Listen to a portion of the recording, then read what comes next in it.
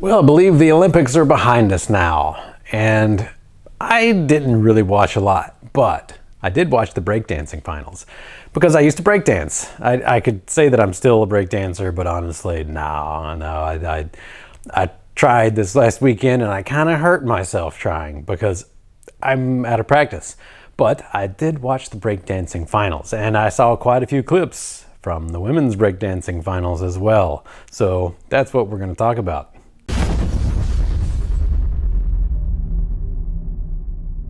I'm sure you're aware at this point that the women's breakdancing finals had a little bit of controversy to them.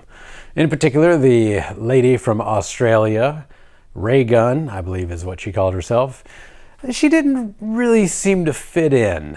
She's a PhD in cultural dance, I believe. Y'all can correct me down below if that's not right. And she specifically really likes hip hop and the breakdancing culture. But as it was very obvious in the actual finals, it doesn't seem that she's really part of the culture herself. And, you know, being a PhD that has studied things, you're going to be more behind a desk instead of on the dance floor in a lot of cases. And it just, I don't even know how she got there, honestly. And from me watching the breakdancing finals, like all the women besides this one, all the women that got to the finals had skills far and above what I ever got as a breakdancer. And I did it a bunch. This was one of my hobbies for many, many years. And I can't do windmills anymore, but that was one of my things, and swipes. Those are the power moves I was really good at, but I never got into the really big power moves, such as air flares and air tracks and all the weird combinations that they've got these days that they almost don't even do anymore, like normal flares.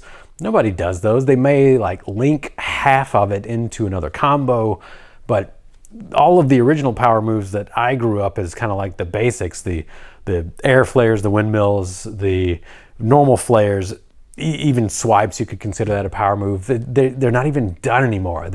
They are used as a single point of a combo in between other things, which is freaking awesome, to tell you the truth.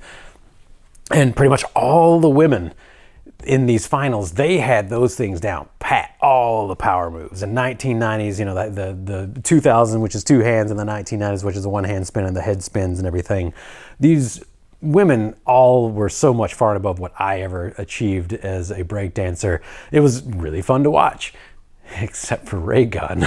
It was more of like, how did she get there? And when she was awarded 0 points, when not a single judge said, yeah, that was good enough to win a round, it was like, okay, I'm not just crazy, and this isn't like some new part of breakdancing where you don't actually breakdance or have any power moves in the freaking world-class Olympics here.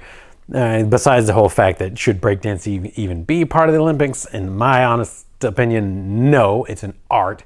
It is not something that should be easily judged by an Olympic panel.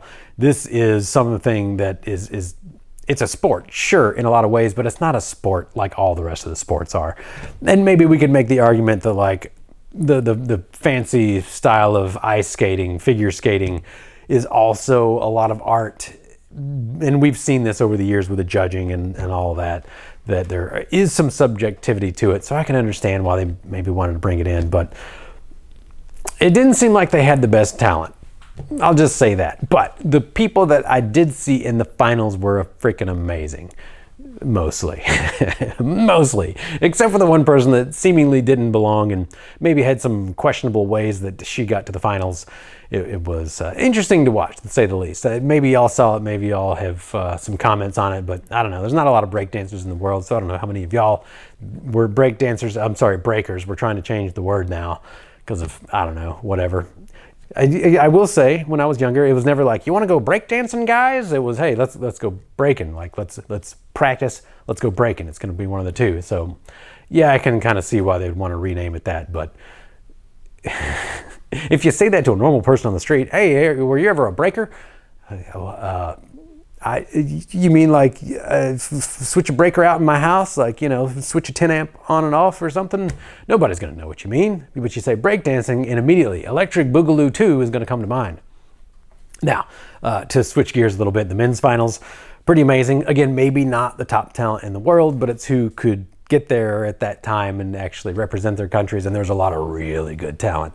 The amount of athleticism that these guys shown, and even the females, the ones that had power moves, was absolutely amazing, especially during the finals. And something that was brought up, I actually went to a watch party. We've got a hip hop studio here in town, and all the old breakers my age pretty much came out, and then all the young guys were there as well. It was interesting to see a lot of the commentary on it, to where, I mean, there was a few guys that had such an engine. So their finals were, the first one they did 3 sets, and the second one, the semifinals they did 3 sets, and then the finals they did 3 sets, and everybody's gonna be freaking tired, absolutely worn out, and you don't have any moves left. So some of the guys got really low scores in the finals and the pre-finals because they had already used all their moves up coming up to them, and they didn't have anything left, and they didn't get scored very well because of that. And yeah, I mean, you're on the national stage or you're on the world stage. You got to have a lot of fresh moves, if you will, and not everybody had them. So the people that won were the ones that had the most amount of moves to choose from, and the ones that selectively didn't burn themselves out going up to it. So one thing that we talked about is that it would have been better to have, let's say, like 1 set in the pre-finals or whatever you would call them, then maybe 2 sets in the semifinals, and then 3 sets for the finals for the actual, first and second place, and third and fourth place. Something like that, to where you're not burning these people out coming up to the finals, because it's all in one day, and it takes an incredible amount of stamina to do this to begin with. Like, of course, I was in the studio, so I tried some windmills. I literally tried 2 rotations. I got 2 rotations around, and I hurt for 30 minutes afterwards, and my lungs were just burning, because you have to get up the momentum to get into them, and then trying a few of them, it's more effort than really about anything that I do. And I have kept up some semblance of health, but that amount of engine, that amount of stamina, and honestly, the amount of peak strength that it takes to do a lot of that, I have not been able to keep up. Various injuries, getting old, et cetera, et cetera. It's not easy by any means. And I wish that I had kept it up, but after I broke my knee, it took me years and years just to be able to side load my knee enough for a 6-step. So I guess I kind of have an excuse, but it was something that happened, and I fell out of it. Of course, during that period of like 25 to 35 years old, I wasn't exactly really going out dancing a lot either, because, we're raising a family, doing things that makes it a little more difficult to hold on to that, I don't want to say a childish lifestyle, but the amount of hobbies that I have had as a child versus an adult, it gets pared down. You got to choose something. There's only enough time in the day.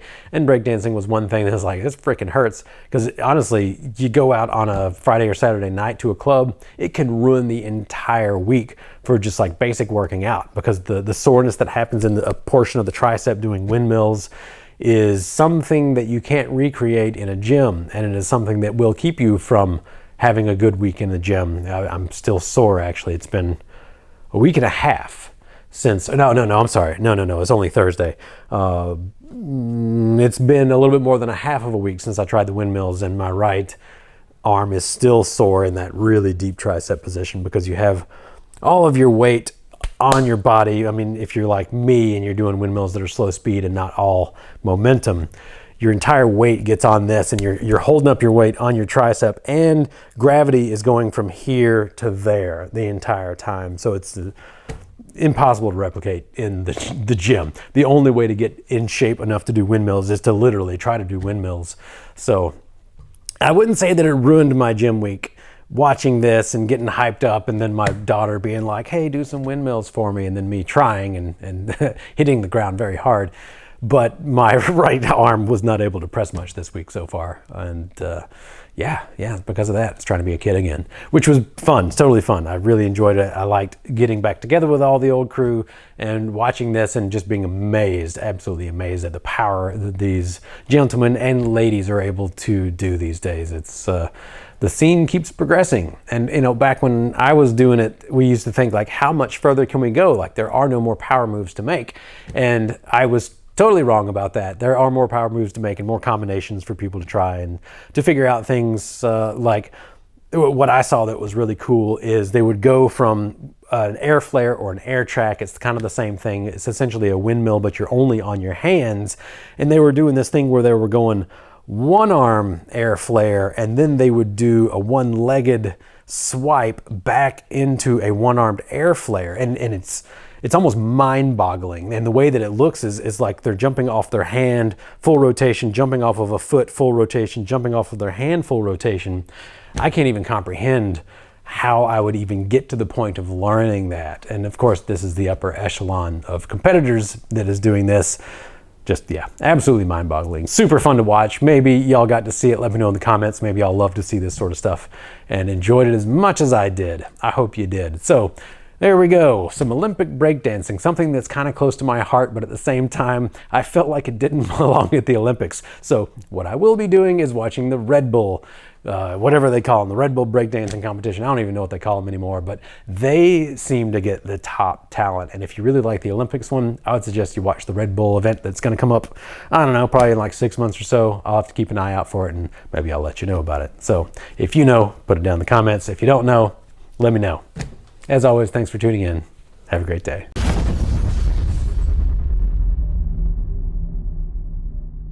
You've made it to the end of the video. Hopefully that means you liked what you saw. If you want to help out the channel, you can like, subscribe, and definitely comment down below. We would like to hear new ideas from you, so be sure you let us know what you'd like to see. There are some other suggestions probably floating by my head right now that you can check out, and otherwise we appreciate your support and your help growing the channel.